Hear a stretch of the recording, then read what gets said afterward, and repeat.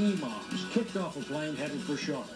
Tonight they say it's a clear case of religious profiling. It reminded me, the black lady was kicked from the from bus because of some racism.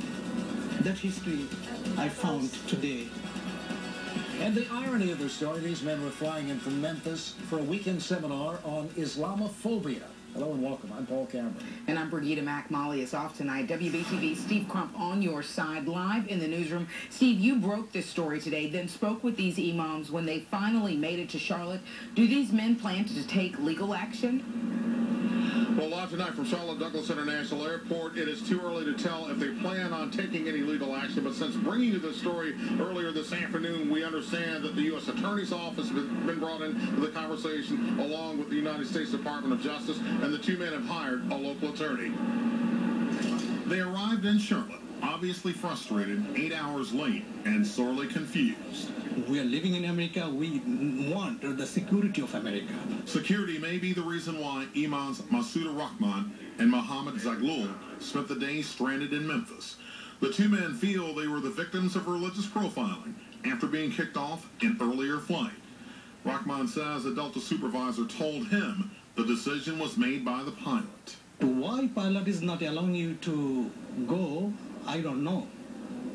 But I asked him, what is the reason? He said, may some passenger will be uncomfortable. Delta Flight 5452 was operated by Atlanta Southeast Airlines, a subcarrier that flies for Delta. An ASA statement acknowledged the incident, saying, quote, "We take security and safety very seriously, and the event is currently under investigation." It goes on to say, "We sincerely apologize for any inconvenience that this may have caused." From what I saw before I boarded the plane, those were the only two passengers that were screened. The extra screening came to the Imams as they were heading to Charlotte to be part of a national conference dealing with the issues of Islamophobia. We thought we had gotten beyond that, but we haven't.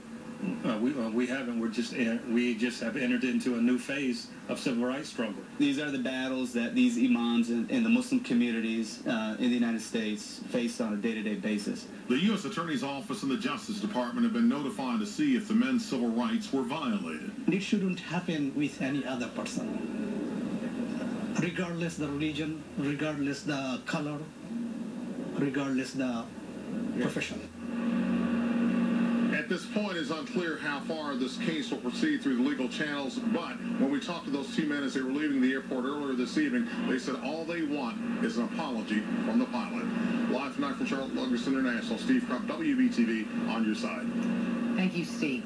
If you want to read the entire statement from the airline on this incident, we've posted it on WBTV.com. You'll see it right on our homepage. Again, tonight we know the raid that killed